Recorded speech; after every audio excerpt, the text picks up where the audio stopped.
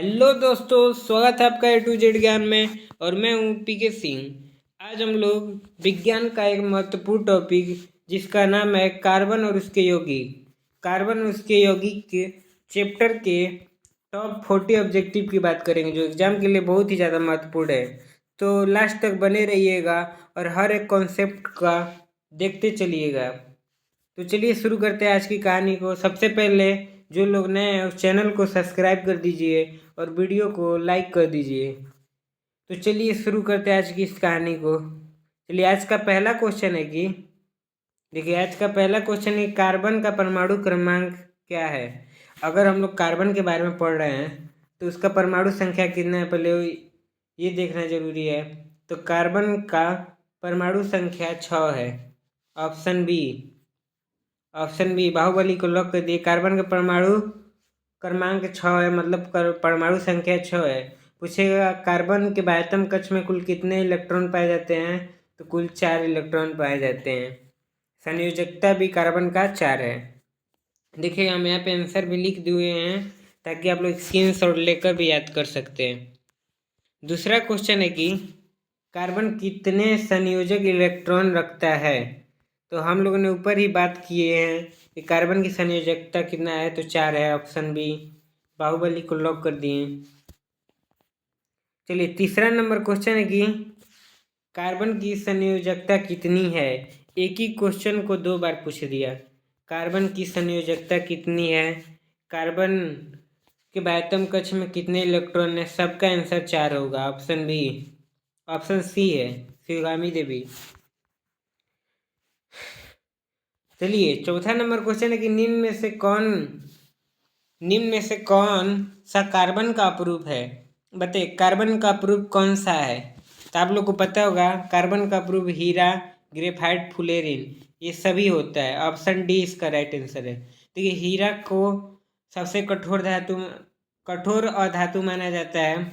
सबसे कठोर अधातु है। इसका अपवर्तनांक 2.42 होता है और यह सबसे चमकीला भी होता है हीरा। इसको याद रखिएगा। देखिए ग्रेफाइट अधातु होते हुए विद्युत का सुचालक होता है। अधातु है लेकिन विद्युत का सुचालक है। विद्युत का सुचालक है। ये बहुत ज़्यादा चमकदार और मुलायम होता है। पेंसिल में आप लोग देखे होंगे कि ग्रेफाइट पाया जाता है। और फुलेरिन इसे C60 भी बोलते हैं। कार्बन 60 इसका आकार फुटबॉल जैसा होता है। फुटबॉल जैसा फुलेरिन का आकार फुटबॉल जैसा होता है। कह रहे कि हीरा विद्युत का डॉट डॉट होता है। हीरा विद्युत का क्या होता है, तो हीरा विद्युत का कुचालक होता है। क्यों होता है, क्योंकि हीरा अधातु है। अधातु विद्युत का कुचालक होता है। सिर्फ ग्रेफाइट विद्युत का सुचालक है। ग्रेफाइट ये अधातु होते हुए भी विद्युत का सुचालक है। करे कि ग्रेफाइट विद्युत का डॉट डॉट है। तो हम लोग ने ऊपर ही बात किया कि ग्रेफाइट विद्युत का क्या है, तो विद्युत का सुचालक है। सुचालक ग्रेफाइट विद्युत का सुचालक है। चलिए अगला क्वेश्चन है कि 7वां नंबर क्वेश्चन देखिए। कह रहा है कि कार्बन की श्रृंखला बनाने की क्षमता कहलाती है। हम लोग कार्बन की श्रृंखला जो बनाते हैं वह क्या कहलाता है, तो कार्बन की श्रृंखला बनाने की क्षमता कैटेनेशन कहलाता है। कार्बन की श्रृंखला बनाने की क्षमता कैटेनेशन बहुत ही ज़्यादा महत्वपूर्ण क्वेश्चन है। कार्बन की श्रृंखला बनाने की क्षमता क्या कहलाती है, तो कैटेनेशन कहलाती है। ऑप्शन सी शिवगामी देवी को लॉक कर दिए। चलिए 8वां नंबर सवाल है कि समवायता किसमें पाई जाती है। समवायता किसमें पाई जाती है, तो सबसे पहले आप लोग को मन में आता है कि समवायता है क्या। तो समवायता दो यौगिक के बीच में वैसा रहता है कि उनका संरचना गुण वो सब समान होगा, लेकिन भौतिक अवस्था और रासायनिक गुण ये असमान रहता है, मतलब भिन्न भिन्न रहता है। तो कह रहे कि समवायता किस में पाई जाती है, तो समवायता कार्बनिक यौगिक में पाई जाती है। कार्बनिक यौगिक में इसका गुण समान होगा, संरचना समान होगा, लेकिन भौतिक अवस्था और रासायनिक गुण समान नहीं होता है। एल्केन का सूत्र पूछ रहा है। एल्केन का सामान्य सूत्र बताइए। एल्केन का सामान्य सूत्र बताइए। तो एल्केन का सामान्य सूत्र CnH2n+2 होता है। एल्केन का सामान्य सूत्र CnH2n+2। एल्किन का पूछेगा CnH H2N होता है एल्किन का। चलिए अगला क्वेश्चन है कि मीथेन का सूत्र बताइए। मीथेन का सूत्र तो मीथेन का सूत्र CH4 होता है। आपको हाइड्रोकार्बन का श्रेणी पता है कि नहीं? Methane, ethane, propane, butane, octane, nonane, ये सब। चलिए 11 नंबर क्वेश्चन है कि एल्किन में कौन सा बंध होता है? मतलब एल्किन में जो बंध होता है कौन सा बंध होता है? तो एल्किन में कौन सा बंध होता है ये बताना है हम लोग को। ऑप्शन देखते हैं हम लोग। एकल बंधन होता है, एकल ऊपर ऑप्शन ए में दिया था, एकल बंधन होता है, द्विबंधन होता है, त्रिबंधन होता है कि आयनिक बंधन होता है। तो इसका राइट आंसर हो जाएगा कि जो राइट आंसर इसका हो जाएगा द्विबंधन होता है, ऑप्शन बी। क्वेश्चन को याद रखिएगा कि एल्किन में कौन सा बंधन पाया जाता है? तो द्विबंधन पाया जाता है। देखिए एथिन का रासायनिक सूत्र, तो एथिन का रासायनिक सूत्र C2, एथिन का रासायनिक सूत्र C2H4 होता है। एथिन का रासायनिक सूत्र C2H4। एल्केन का रासायनिक सूत्र CnH2n+2 होता है एल्केन का। एथिन का C2H4। ये दोनों सूत्र हम लोगों ने देखा है, इसको याद रखिएगा। ये जो भी क्वेश्चन है बहुत ही ज़्यादा महत्वपूर्ण क्वेश्चन है एग्जाम के पॉइंट ऑफ व्यू से। कह रहा है कि एल्काइन में कौन सा बंध होता है? एल्काइन में कौन सा बंध होता है? तो एल्काइन में त्रिआबंध होता है। एल्काइन में कौन सा बंध होता है? तो त्रिआबंध होता है एल्काइन में। एल्किन में द्विआबंध, एल्काइन में त्रिआबंध, ये दोनों को याद रखिएगा। कह रहा है कि एथाइन का सूत्र बोल दीजिए। एथाइन का सूत्र बता दीजिए। तो एथाइन का सूत्र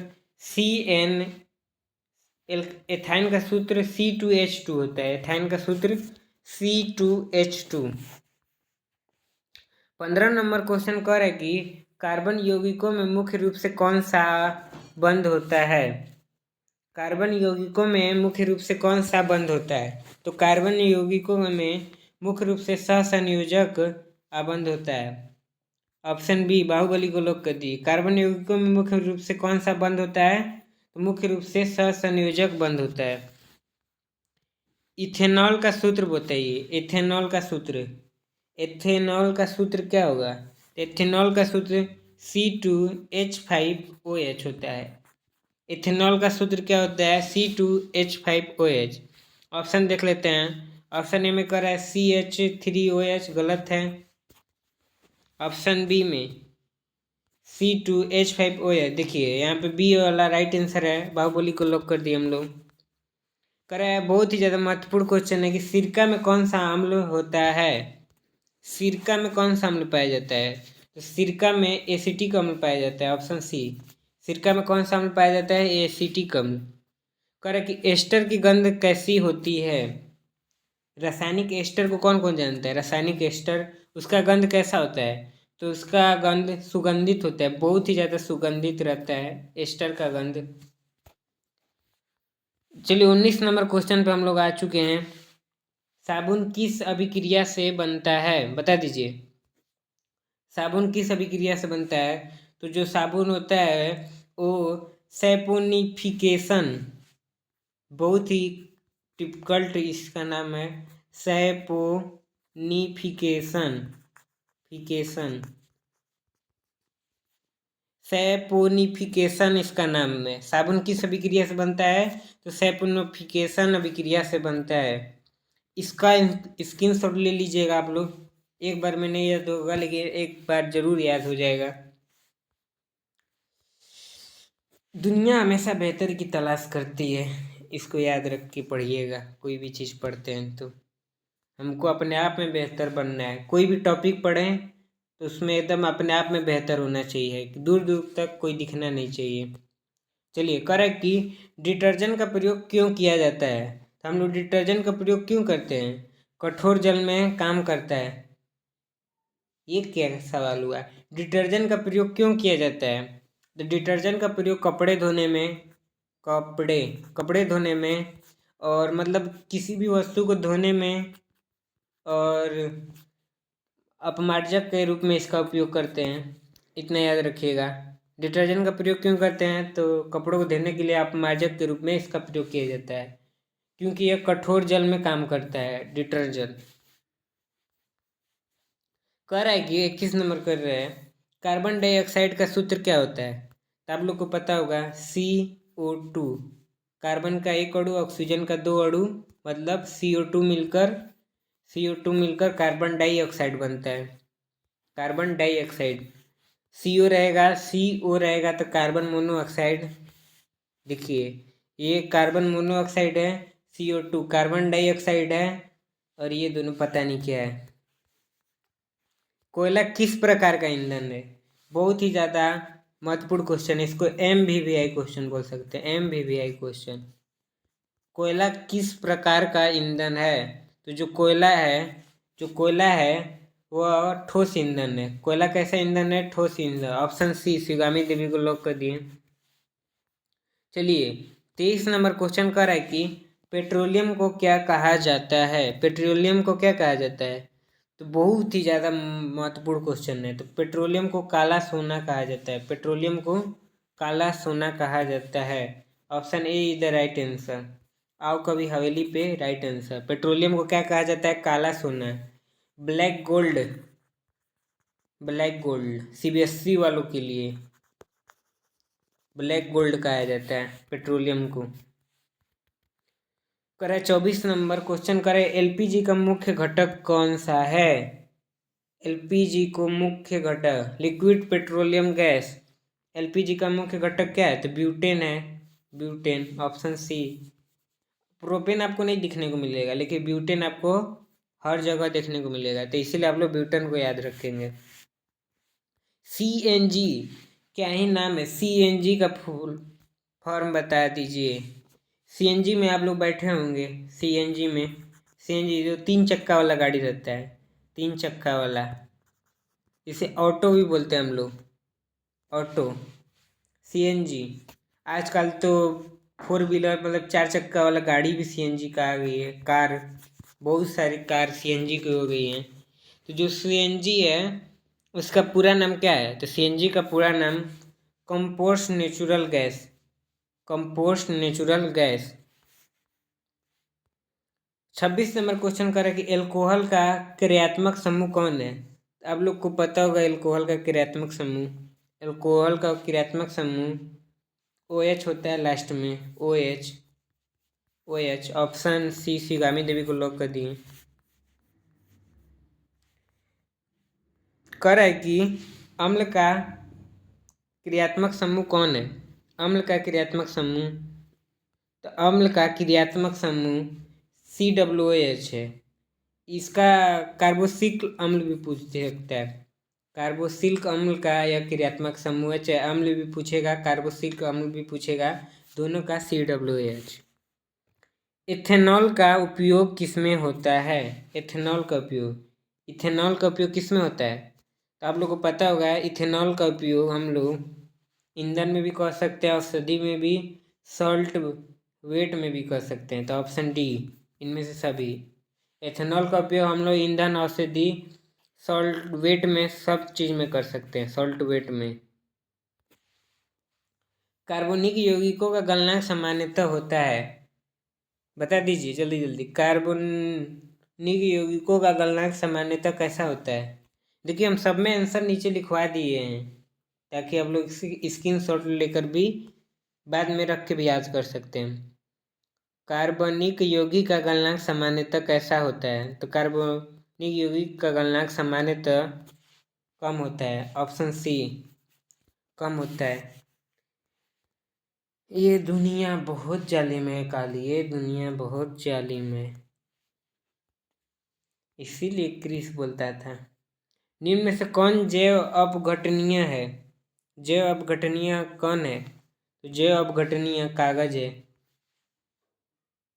कागज।